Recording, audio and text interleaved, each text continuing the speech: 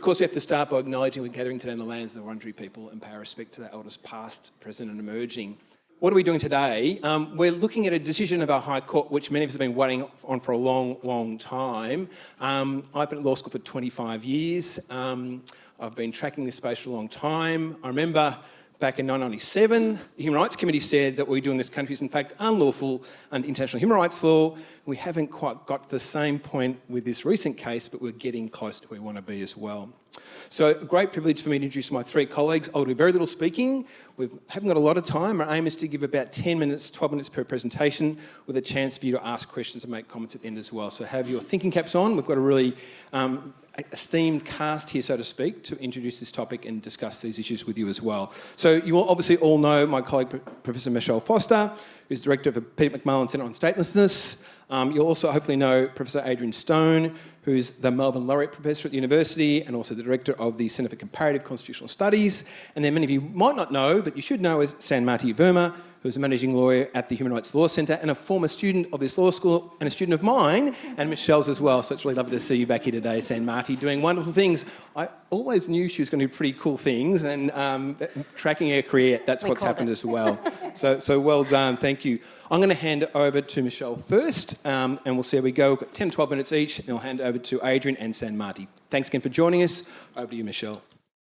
Well, thank you so much, John. It's really wonderful to be here and it's really fabulous to see so many people here in the building. So thank you so much for making the time to be here today. So as most of you are probably aware, the High Court in November... Oh, sorry, do you mind putting lights on? In November last year, the High Court of Australia unanimously agreed to reopen and then overturn Al-Kateb. The court overturned, as you would know, an almost 20-year precedent to find that immigration could no longer be indefinite. Now, it's really important to understand that the High Court did not say immigration detention per se is unlawful. Rather, it found that, quote, where there's no real prospect of removal of a person becoming practicable in the reasonably foreseeable future, then detention is invalid. Now, that might be a bit of a hard test to get your head around, but it is really important. Now, in my brief remarks today, I would like to contend that the significance of the judgment in NZYQ is not only a return to the principles in Lim, which was the decision in 1992, which was the very first judgment about indefinite detention, or rather detention. So we have, in some ways, gone back to Lim, but actually I think the significance of the case is a reconceptualisation of Chapter 3 of the Constitution, which, as most of you will know, is the separation of powers principle, that is an equal protector of people, not just citizens. Now, as many of you may know, and as John, I think, alluded to, as he said, many of us have been watching this space for some time, and what we had observed, that in a series of cases post-Al-Kateb but pre-NZYQ, it appeared that at least some members of the court were quietly moving away from Al-Kateb and instead reverting to the Lim principles. So they were starting to reassert the notion that indefinite detention may be limited and that such a limitation ought to be assessed by reference to whether the detention is reasonably capable of being seen as necessary for a relevant purpose. In other words, the notion that there may be some limit on indefinite detention. And indeed, consistent with this notion, in NZYQ, the court explicitly stated that Al-Kateb has come increasingly to appear as an outlier. It has been weakened by later decisions, the ones that I've just mentioned, to a degree that weighs strongly in favour of reopening. So Lim has come to be seen as the correct decision, while Al-Kateb has been the outlier.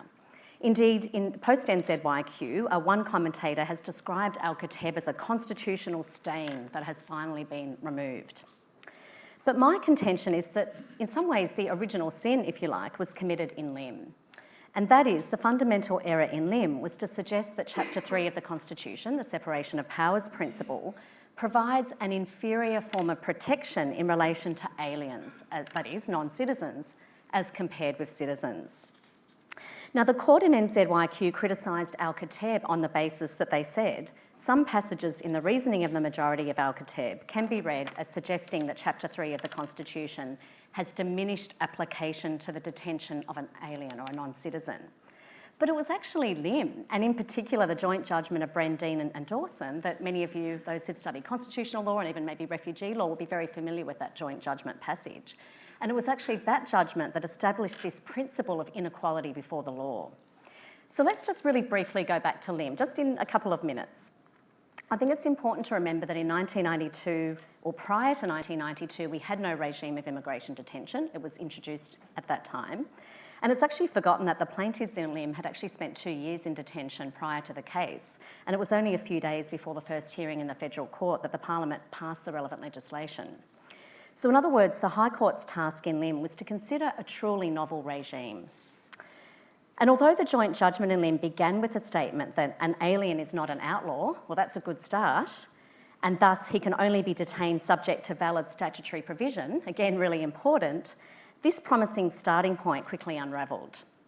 And in particular, in setting out the key statement of principle, the joint judgment in Lim explained that, quote, conferral upon the executive of an essentially unexaminable power to imprison a citizen would be inconsistent with the Constitution's separation of powers principle. So let's just pause for a moment. Essentially unexaminable power to imprison. Surely that would always be inconsistent with Chapter 3, but of course the court added of a citizen. Now, how was this distinction between citizens and aliens justified or explained? Well, their honours claimed that the most important difference between Australian citizens and aliens, or non-citizens, lies in the vulnerability of the alien to expulsion or deportation, and that this vulnerability flows from both the common law and the Constitution. And they said it's this vulnerability that has the effect of significantly diminishing the protection which Chapter 3 of the Constitution provides against imprisonment otherwise than in pursuit to judicial process. But does this follow? And my contention is that when we examine the reasoning that led to these propositions, we can see some deficiencies. In particular, it seems clear, at least to me, that the court conflated the distinct questions of the head of power and the limitation. Now, the joint judgment in Lim, as I said, the court was really assessing something very novel. It was the first time we'd had immigration detention, so the court was really assessing this claim afresh. But it did rely on previous cases, and it actually looked at 4 judgments, which I've gone back and read. We don't have time to go through them, so don't panic. I'm not going to take you pre-1992. But there were 4 judgments that the court looked at from 1925 to 1953 and argued that all of those cases supported the court's finding in Lim. The Chapter 3 has this diminished application to aliens. But actually, when you go back and read those cases, not one of them addresses the question of detention as being judicial or executive, and not one assessed the case or the legislation in that case against Chapter 3. So it appears difficult to support the proposition that previous High Court authority required or justified this conclusion. As I said, the cases said nothing about Chapter 3, and to the extent that they did say things about the head of power, they suggested a cautious approach. So what do we do if this was a law class? I'd ask you, what do we do when we've got a fresh case? The previous authority isn't really compelling. So how do we reason? How do courts reason? Well, of course, we must reason from principle in that context. And so in that regard, we might ask, well, why wouldn't Chapter 3, as a matter of principle, apply to aliens in the same way as citizens? On what basis can we make the distinction as a matter of principle? Section 5119, which is the aliens' power, is, after all, subject to the Constitution. Now, as we all know, there is no or many of you may know, there is no freestanding right to liberty in the Australian Constitution. Yet, the protection of liberty has often been cited as one of the core purposes of Chapter 3, the separation of powers principle. And indeed, as Justice Gageler, as His Honour then was in a 2015 High Court decision, said, concern for the protection of personal liberty lies at the core of our inherited constitutional tradition, which includes the inheritance of the common law. Liberty is the most elementary and important of those basic common law rights. And His Honour went on in that case to cite Sir William Blackstone from the 18th century, who'd said, confinement of the person by secretly hurrying him to jail where his sufferings are unknown or forgotten is a less public, a less striking, and therefore a more dangerous engine of arbitrary government. And we might just want to reflect for a moment on our history of immigration detention and how that measures up by reference to confinement of the person, secretly hurrying him to jail where his sufferings are unknown or forgotten. Now, it's difficult to locate any reasoned explanation as to why these principles, if they indeed do underpin Chapter 3, would apply with any less force based on the identity of the person whose liberty is at issue.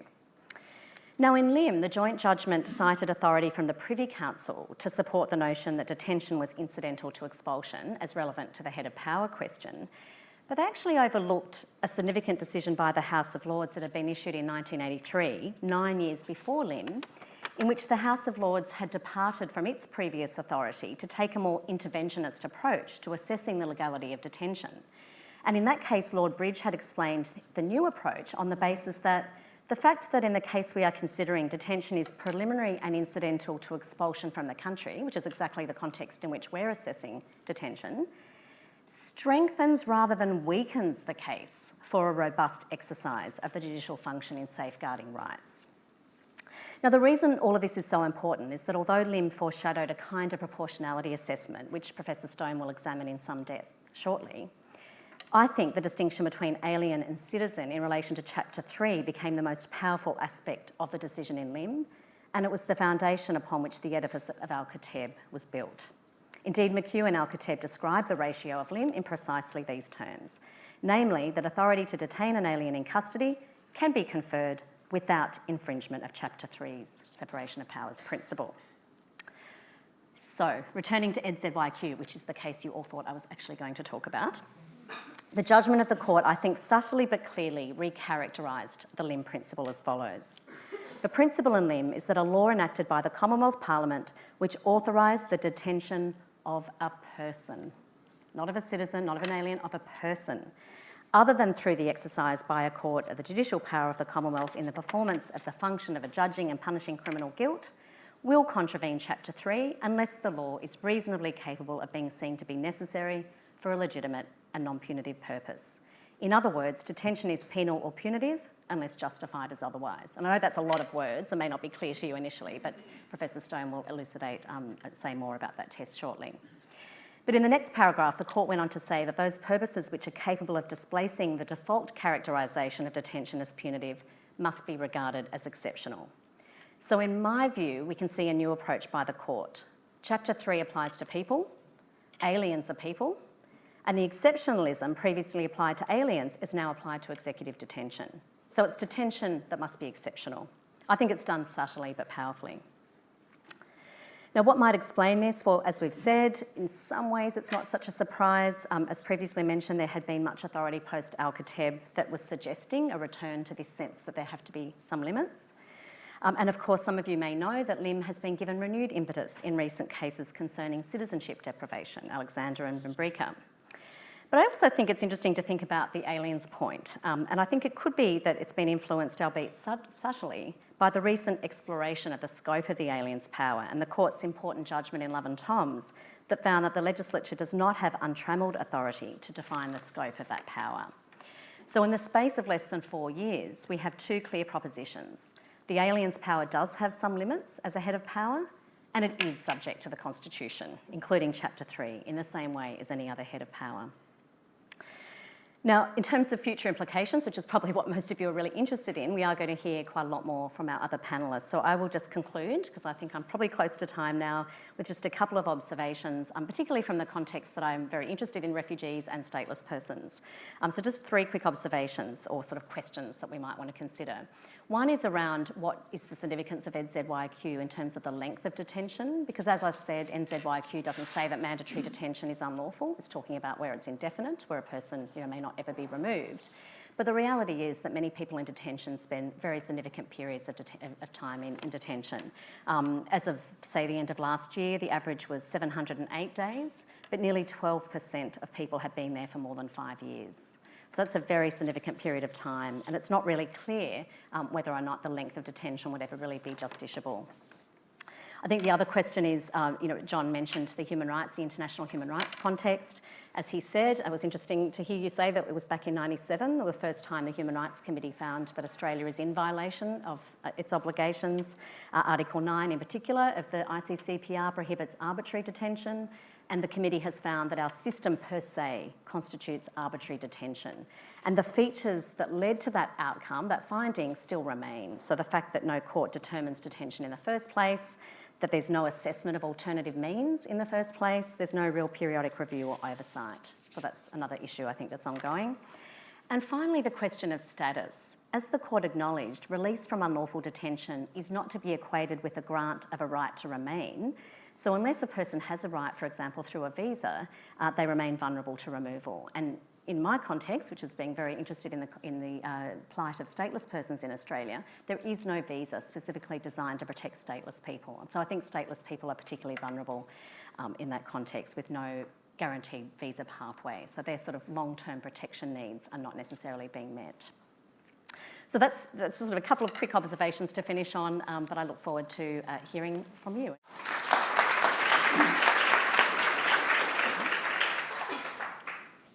Okay, thank you very much. So NZYQ is a very significant development in our constitutional law. It was also quite a dramatic one. I knew it was being argued in the High Court, and I recall I was sitting at my desk, quietly working away, not expecting to hear very much, when I got a very excited text from Michelle Foster saying the High Court had not only heard NZYQ, but it had overturned Al-Kateb on the spot. That's a very rare happening in our constitutional law, not unheard of, but unusual. But I think even more exciting are the terms of the judgment itself, because like Michelle, I regard the decision in NZYQ to in part be a welcome return to the reasoning in Lim, but also in a different way than Professor Foster has outlined. It represents a development that might be very significant for the future. So my job in my remarks is to really get into the nitty-gritty of the reasoning in the decision, and then our final panellist will talk a little bit about the future. So to do that, I'm going to be very much like a constitutional law teacher and ask you actually to look at the text of what the High Court have said. This is the crux of the reasoning in NZYQ. It lies in its adoption of the following test, which is a restatement of the principle in the prior case in Lim. The principle in Lim is that a law enacted by the Commonwealth Parliament which authorises the detention of a person, which is where Professor Foster put her emphasis, other than through the exercise by the court of a judicial power of the Commonwealth in the performance of the function of a judging and punishing criminal guilt, will contravene Chapter 3 of the Constitution unless, and here is where I want to put my emphasis, the law is reasonably capable of being seen as necessary and legitimate for a non-punitive purpose. Now, this form of reasoning is referred to in those part of the reasons that represent the reasons of justice settlement as proportionality reasoning. I will actually call this means-ends analysis just for the purposes of my remarks today, in order to distinguish it from structured proportionality, which is a test used principally in the context of freedom of political communication. I call this form of reasoning means-ends analysis because it can be understood conceptually as having two elements. It is a test of the end to which a law is directed, and the court is telling us that end must be legitimate and non-punitive.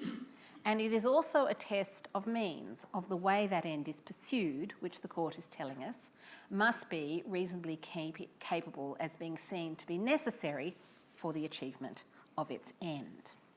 So once you understand these parts of the analysis, you can see the significance of NZYQ. The first thing to note is that NZYQ represents a return to the significance of means analysis. Al-Kateb, the case that it overturned, involved the explicit rejection of the means requirement. I've taken a passage from the judgment of Justice McHugh in that case, which is representative of the majority position. And there, Justice McHugh says, a law requiring the detention of aliens takes its character from the purpose of detention. As long as the purpose is to make the alien available for deportation or to prevent the alien from entering Australia or the Australian community, the detention is non-punitive. So it is a test that turns principally, the dominant question is on purpose. What is the purpose of the law? The law in Al-Kateb was justified on the basis that it prevented an alien from entering the community and held them for the purposes to make them available for deportation or to remove them from the Australian community until that deportation was going to be possible. So the question of whether the law was a reasonable way of achieving that had fallen away, and the result is a test which is highly deferential. The court does not assess the connection between the fact of detention and the achievement of the purpose, but only the question of whether the detention can be characterised for a non-punitive purpose. And so it's immediately evident from the passage with which I started, which I've reproduced here again, that the formulation by the court in NZYQ inserts again the means part of means-ends analysis. The passage from Al-Kateb I just quoted was unanimously described as incomplete or accordingly inaccurate, and they moved to adopt this principle. Again, notice the last 2.5 lines. Unless the law is reasonably capable of being seen as necessary for a legitimate and non-punitive purpose. So we now ask again whether, not just whether the law is directed to a purpose that is non-punitive, but whether the law is reasonably capable of being seen as necessary for that purpose. Now, let me just add a slight aside. Confusingly, although the court agrees on the statement of this test, there appears to be a disagreement between Justice Edelman on the one hand and the other 6 members of the court, whose views are presented separately within an otherwise unanimous judgment. I think it is significant enough for us that 6 judges of the High Court take a clear view. I also think, but I won't explain here because I don't have time now, that on close inspection, Justice Edelman's position is relevantly indistinguishable from the other 6 judgments. But let me just stay with those 6 those 6 members of the court. The reinvigoration of the test leads relatively straightforwardly to the conclusion that the detention of a person in the circumstances of NZYQ is not valid.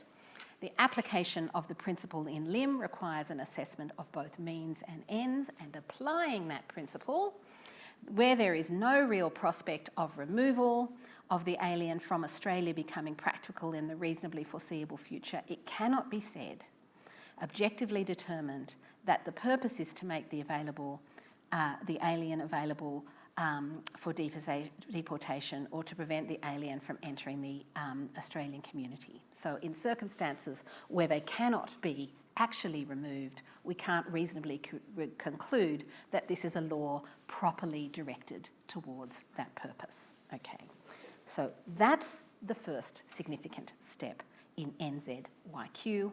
But the final step, and I think perhaps even more significant, is the way it treats the question of ends. It recharacterises the notion of purpose in a very interesting way. So if you recall the way in which the judgment describes the lim principle, it talks about a law as being directed towards a legitimate and a non-punitive purpose. So, and in fact, it's the first of those which is novel. In lim entered the idea that the purpose must be non-punitive, but on top of that here, we have this idea that there is an additional criterion of validity, which is legitimacy. Now, the significance of that is really evident when you consider how the NZYQ court rejected the Al-Kateb analysis. Because for Al-Kateb, it was very important to identify the purpose of the law as preventing the non-citizen from entering the community. Characterising the law in this way overcame the obvious problem that because there was no prospect of Mr. Al-Kateb being removed, there was no non-punitive purpose. But the Al-Kateb court had held that it was legitimate simply to hold the alien and prevent that person from entering the community. In NZYQ, the court rejects that analysis. Okay, the purpose of a separation of an alien from the Australian community is outside the range of legitimate purposes identified in lim and repeatedly affirmed in the cases following lim. So what NZYQ does is it extends the substantive limits on the executive power to detain and a purpose previously thought to be permissible is ruled as beyond the executive power of the Commonwealth. So it is more than a reinvigoration of a test of means. It makes the test of ends more searching by indicating substantive limits on the power of the executive to detain. And this point could be highly significant for the future development of the law.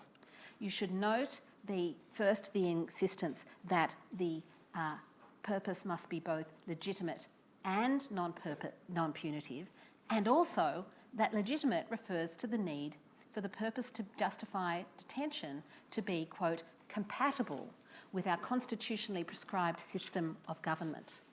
Now, those of you, no doubt, will recall that the notion of a purpose compatible with the constitutionally prescribed system of government is one that is also invoked in the context of the freedom of political communication. And in that context, it's proved remarkably difficult to pin down. Now, I'm sure that the Commonwealth's esteemed lawyers will be in the High Court saying that that's a very, very narrow concept that only refers to absolutely core elements of our constitutionally prescribed system of government. But two things. I think Michelle Foster has just made an excellent argument that certain conceptions of liberty are actually core to our constitutionally prescribed system of government. And secondly, that in fact there are very spare interpretive resources to limit that principle, so that there is lots of room for good scholarship and good advocacy that may actually give very considerable teeth to this criterion. Okay, thank you. Hi everybody. It's a tough gig. My name's Sanmati, it's nice to meet you. I'm an acting legal director at the Human Rights Law Centre. So with that very rich background that Michelle and Adrienne have provided, I'm going to take you into the nightmare landscape of the government's patchwork response to NZYQ over the past 5 months or so, since it was handed down by the High Court. There are, I think, broadly speaking, two aspects of the response. The first being community-based, the introduction of a series of restrictions on former detainees once they've been released into the community by way of strengthening pre-existing Bridging R visa, the Bridging R visa regime that existed, and making breach of visa conditions criminally punishable. Also the introduction of an as-yet unutilised preventative detention regime. This entire infrastructure being supervised by something called the Community Protection Board, the composition of which I still know very little about. And the second aspect is a detention-based response. So as Michelle has pointed out, NZYQ didn't spontaneously bring an end to our government's capacity to mandatorily detain people, as we do, or indeed to detain them for a very prolonged period or even indefinitely. So there is an ongoing realm of contest about precisely how NZYQ applies in particular cases, specifically for the moment in circumstances where the Commonwealth argues that a person is their own barrier to removal from Australia. So I'm going to take you through these two bits. Here we go. If anyone's seen me speak before, I have a pathological dedication to tables that are illegible, so I'll provide these. They provide me comfort at least. So the first aspect of the response that's really noteworthy and the subject of really live contest is the Bridging R visa regime. So as Michelle has pointed out, the High Court's orders in NZYQ did not confer a particular legal status upon, or did not change the underlying visa status of NZYQ. All they meant is between 4:33 p.m. on the 8th of November 2023, when the orders were made, and until such a time as NZYQ's removal from Australia became practicable, he could not be detained. He still was and remained an unlawful non-citizen without a valid visa in effect, and so in order to regularise his status, the Commonwealth relied upon a pre-existing mechanism that existed in the migration regulations to grant him a Bridging R visa without application. Bridging R visas, I think we've all heard a lot about them over the past 5 months, but they weren't brought into existence for the purpose of this group of people. They in fact were introduced immediately in 2005, immediately after Al-Kateb, to specifically respond to the circumstances of people like Mr. Al-Kateb, who may have had a visa cancellation or criminal convictions, but who could not be indefinitely detained for whatever reason the Commonwealth had determined to allow for their release from immigration detention. In their initial iteration, Bridging R visas were subject to very limited restrictions. But between November and December The regime was twice amended to introduce 8 mandatory conditions and 4 discretionary conditions. I think the previous is the mandatory conditions. So as you'll see, these are draconian enough.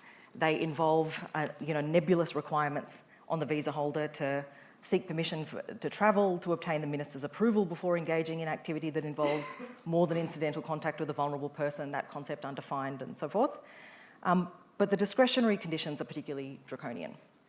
They involve the imposition of a curfew, a nightly curfew, and the requirement to wear an electronic monitoring device, and require that those conditions, there's a presumption of their imposition. So they must be imposed, the regulations say, unless the minister is satisfied that they are not reasonably necessary for the protection of any part of the Australian community. So to date, 149 people have been released from immigration detention and granted Bridging R visas. The initial grants were all subject to these conditions, and then the onus was shifted onto the visa holder to make representations about why those discretionary conditions should be lifted. The entire process was slightly scuppered when, I think about a month ago, it was discovered that the mechanism through which people had been granted their initial visas was invalid. And so the entire process was restarted, and Hannah Dickinson is here from the ASRC, and hundreds of representations had to be filed again. So the process of considering these representations and making recommendations to departmental delegates or ministerial delegates is overseen by something called the Community Protection Board that was brought together by the government late last year. We don't exactly know what the board consists of. We do know that it includes representatives from the Australian Border Force and the Department of Home Affairs, and they make representations to individual ministerial delegates that we don't have access to. Based on what information we also don't know. But what we do know is that through that process, very quietly and very slowly, around half of the people subject to Bridging R visa arrangements have had these discretionary conditions lifted from their visas, and their visas are currently not subject to electronic monitoring or curfew arrangements. So I think it's 73 people have been reissued with Bridging R visas that don't have those conditions on them, while 79 are still subject, and the board is working its way through. So in the meantime, while all of this has been progressing, an Eritrean man known by the pseudonym of YBFZ, who's represented by Refugee Legal and Allens, has commenced a High Court challenge to the grant of his Bridging R visa, arguing, reliant on Lim, that the curfew and electronic monitoring conditions constitute a form of periodic detention and an interference with his bodily integrity, and therefore constitute a form of punishment by the executive in the Lim sense, and are not animated by a legitimate object of the kind identified in Lim. So that will be heard in August, and so watch this space.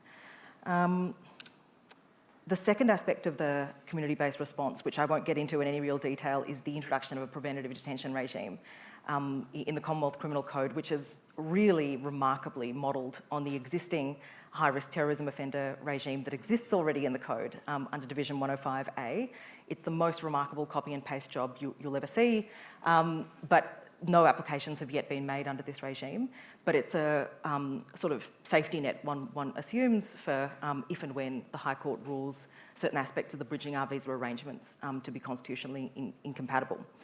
So the regime allows the Minister of Home Affairs to apply for and for a court to impose either a community safety detention order or a community safety supervision order. The basis on which a court can make orders of that nature, I've set out on the slide over here. Oh, I've gone backwards. How terrible. There you go. There you go. I'll circulate the slides later. I told you about the tables. The second aspect of the Commonwealth's response has been to sort of open up a realm of contest about the exact application of NZYQ to people who continue to remain in detention. So as Michelle pointed out, people continue to spend very significant periods of time in immigration detention. The last statistics were published in December last year. They indicate that there are 872 people who remain in detention, and the average period that people spend there is extraordinary. So say, for instance, citizens of Iran spend on average 1,116 days, that's 3 years in immigration detention as an average. So NZYQ didn't bring an end spontaneously to prolonged or even potentially indefinite detention of all people in all cases.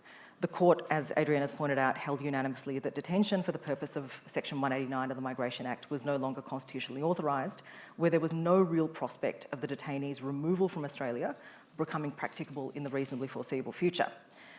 But the facts of the case concerning, as Michelle has pointed out, a stateless Rohingya man, meant that the court didn't have to spell out when precisely the facts would rise to a level that it might be said that there was no real prospect of removal from Australia becoming practicable.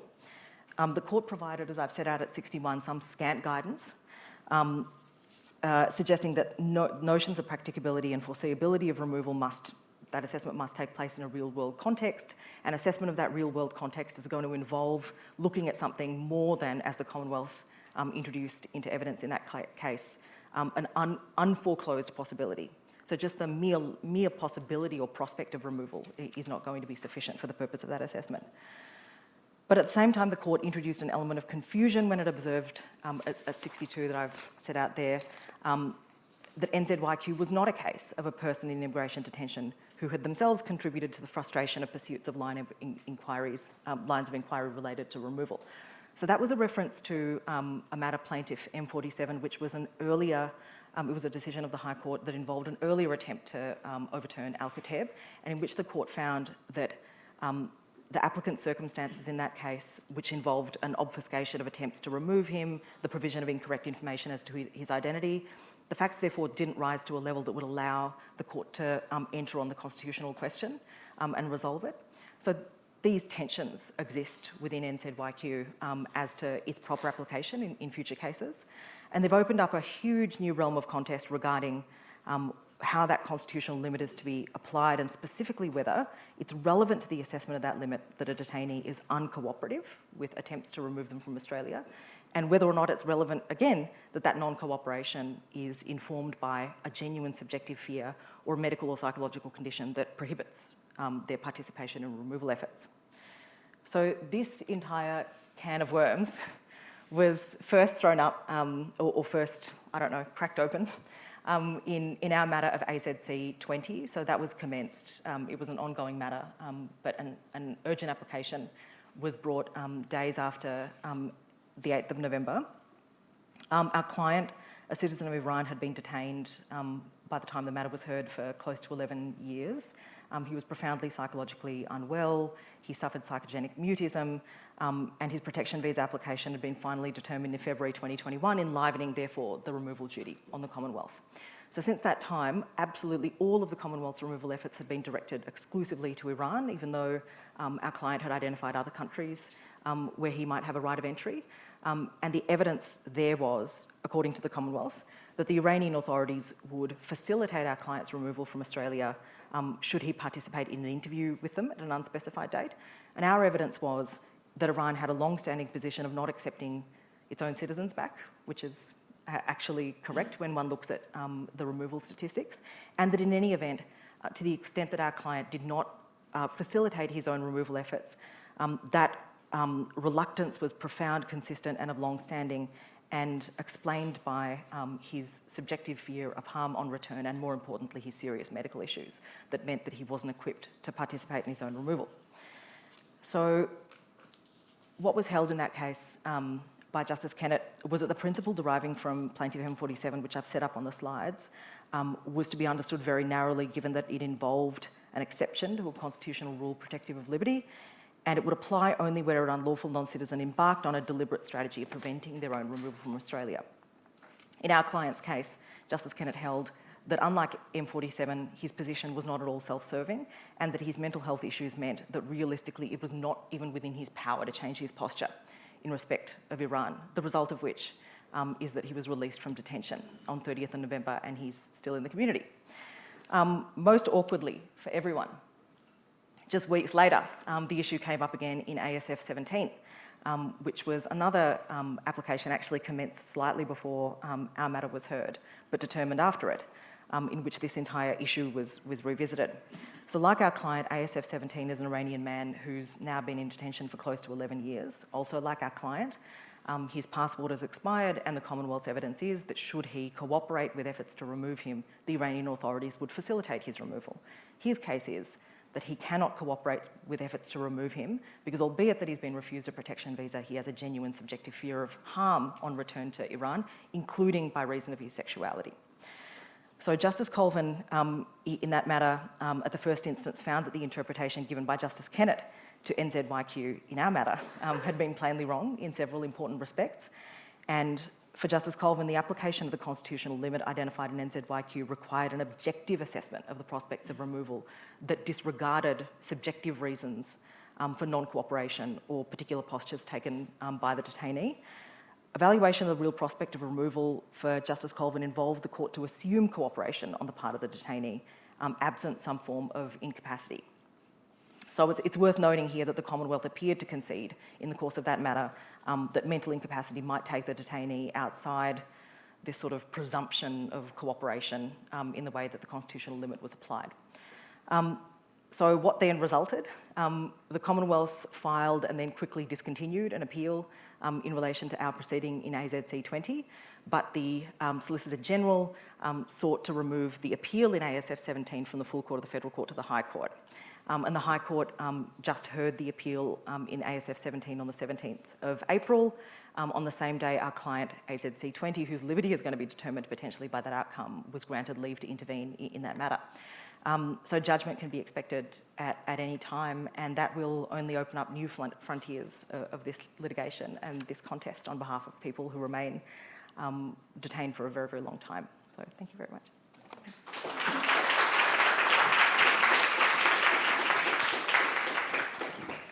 Thanks so much to our panellists. We've covered an enormous amount of territory in a very short period of time, and everyone stayed pretty close to time as well. We have about 10 minutes left for questions. So if you've got a question, please keep it brief. Just raise your hand, state your name if you could, please, and then direct it to either the entire panel or one of the panellists. So who'd like to volunteer? Don't be shy. This is a chance to ask some pretty impressive people with some good knowledge up the back there. So just perhaps stand up for us in a loud voice because we can't get a microphone to you, I think, at the moment.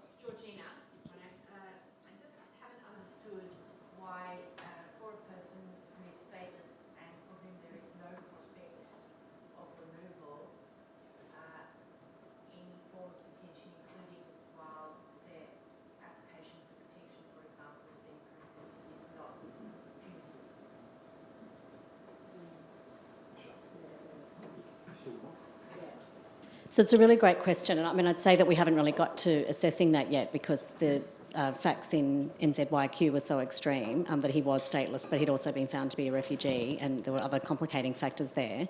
But as you say, I mean, if a person, so just to take a step back, if a person arrives in Australia and is already stateless, then under the relevant treaty that we have ratified, they do have a right of protection.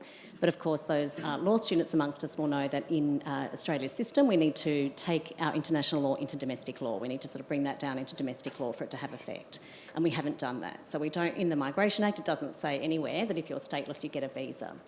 And so the difficulty is for a stateless person, they have to find some other basis on which to find protection. Now, some stateless people are also refugees, and so many stateless people do go through the process of being assessed for a refugee, essentially for a protection visa on the basis of the Refugee Convention, or what we call complementary protection, so implied non-refoulement.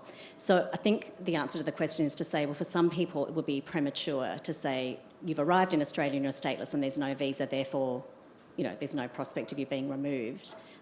Because it may be that there's other remedies for that person. So, yeah, I think it really depends on the context. But, you know, the point is we, at the Peter McMullin Centre, we're very much focused on trying to advocate to the government that we do need a proper process for protecting stateless people, and one that is dedicated to the issue that they face. So, thank you.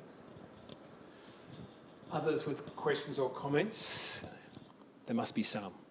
Cheryl over here, sorry, yeah. I'll go for the student in front, thank you. Thanks, just wait for Greta to get across. Thank you. Shane, just wondering, is there any kind of general consensus on the time limit meant by reasonably foreseeable future? Or is that still just super vague? How long is a piece of string? Yeah, that's a really interesting question. The answer's sort of no, but Justice Mortimer in Sami, which is a really extensive and elaborate case, sort of provides a framework through which that question can be embarked on. And Her Honour says that the reasonably foreseeable future is the future that can be foreseen. It's not this sort of like fictitious, for instance, in NZYQ, the evidence that the Commonwealth put on there was that America had agreed to take a very hard look at the NZYQ circumstances that would involve a series of, waivers that would allow his admission into the country and like some diplomatic sleight of hand on their side to explain why this person was being admitted. That's not... So evidence of that nature about... that involves sort of thought processes on other states, within diplomatic offices in other states, will not really involve matters that are foreseeable. Matters that are within the realm of the court's predictive capacity based on the evidence as it stands at that time. That's not really an answer, but that's the framework through which the assessment takes place, I think. That's a good question. Cheryl, do you want to ask? Is someone else? Okay, thank you, Tar. Thanks. Anyone else? Thank you. Thanks, Tar. Yeah. Good. Hello. I have one actually mentioning Sammy, that case, which I found very interesting. And one similarity between Sammy and NZYQ is I know that there were comments made by the judges in both cases about the kind of administrative incompetence. In Sammy, I think it took them 9 months to respond to an email or something, and that prolonged the detention. And I'm just wondering whether that kind of an area where the Commonwealth is incompetent in giving effect to their removal is solely within the realm of activism for us to address, or whether there's any legal way that that kind of poor conduct can be addressed. Okay, thank you. I mean, it's interesting because it's almost like we're putting the onus on applicants to have a duty to cooperate, but what you're raising is there a duty on the Commonwealth to actually be competent? And I'm not sure we have a straightforward answer to that, but I know that in the hearing in NZYQ, the Solicitor General raised a real concern about the outcome, because he could sort of foresee this may be the outcome. And he was very concerned because he was saying this might give rise to all sorts of claims retrospectively about unlawful detention, and how will we know at what point did it become not foreseeable or foreseeable that the person couldn't be removed, and that all of these questions would be really difficult to adjudicate and probably not something the Commonwealth wants the court to have the opportunity to adjudicate. So, I mean, the short answer is we don't really know, but I think it's a really important question. And just coming back to the statelessness context, one of the issues in the context of statelessness that the Commonwealth will often say, well, first of all, because we don't have a procedure, there's no proper way to assess statelessness. But either way, they'll say, there's some country out there who will take you. And the case of Sayed Amasi from a few years ago is a case in point where the Commonwealth had tried, I think, 14 different countries, and none of them would take this person because he wasn't a national of any of these countries. And so even if they're sort of being competent, they can extend the time, or at least pre-NZYQ, on the basis of this, no, at some point we will find a country that will take this person, and that of course can apply whether the person's stateless or not. So I guess the long and the short of it is it would be interesting, and it sort of does come back to the point I was making about length of detention. If the court is saying that detention is only legitimate where there's a purpose, which is assessing a visa or effecting removal, at what point in between those two things will the court say, actually, it's no longer valid, because you're not really assessing the visa because you've taken 9 months to do something, and you're not really effecting removal because you're just you're just making up the fact that there could be a country to which the person could be removed. But I just don't know that the court will go there because that may be a step too far. I don't know, Sanmati. Sorry, I might not answer that question. So there was an earlier. Not an attempt to revisit Al-Kateb, but an earlier, so in AJL 20, a case was presented to the court that didn't seek to overturn Al-Kateb, but that invited the court to sort of make a finding that where detention had become sort of uncoupled, really, because of this extraordinary delay from the purpose of actually processing somebody's visa application, that it therefore lacked any lawful basis anymore. So in AJL 20, there was absolutely no steps taken for a very vast period of time. He was a Syrian fellow. There were no serious steps being taken for his removal.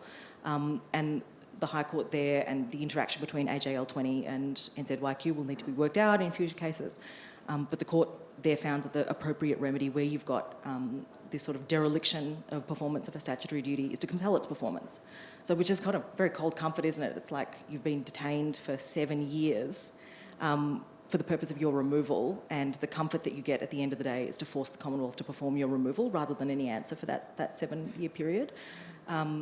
So I think that this is an issue that needs to be worked out, because I found the remarks that were made in Sami so poignant and moving by Justice Mortimer, as Her Honour then was. This idea that Al-Kateb has sort of created this institutional culture, 20 years of Al-Kateb being the law has created this institutional culture where otherwise you would assume really diligent decision makers believe themselves to be under no serious duty, so they take these administrative steps that have no relationship with each other. So they'll send an email, they'll receive a response. Months later, they'll send a reply. There's no work plan, and there's no serious sense that people's days of people's lives mean something. So sorry, that's not much of an answer. Yeah. Adrienne, any further comments? Okay. I'm conscious of time. It's getting close to 2 o'clock. So can I just say thank you to the 3 panellists. I mean, I think this is an extremely important area for obvious reasons as well. And we've given insights into Michelle sort of tracing us right back to the decision in Lim, right through to what's happened now, the most recent case as well. I think Adrienne's unpacking of that proportionality system. I think it's something that will be much discussed in all classes across human rights, refugee law, constitutional law as well. And Sanmati for highlighting what's happening now within the government space about responding to these challenges. Keep in mind right now that the Parliamentary Joint Committee on Human Rights is probably likely to propose, I would hope, that we have a national charter of human rights, which would have an impact on what happens in this space. And there'll be 2 things important to consider here. One is there being a right equivalent to Article 9, i.e. that you don't be deprived unlawfully or arbitrarily. And 2, that there's an obligation on public authorities to actually give proper consideration to human rights, which would address your concerns as well. I think the biggest obstacle to that being realised will be this entire debate. So let's watch what happens. That's supposed to be released end of May, in addition to what's happening on the cases you're pursuing as well. But thank you for coming. Thank you to our panellists again. And let's and isn't it nice for a judgment that's reasonably short, and to use your voice and to use it exciting as well, and a positive development. So thank you to our panellists. Thank you.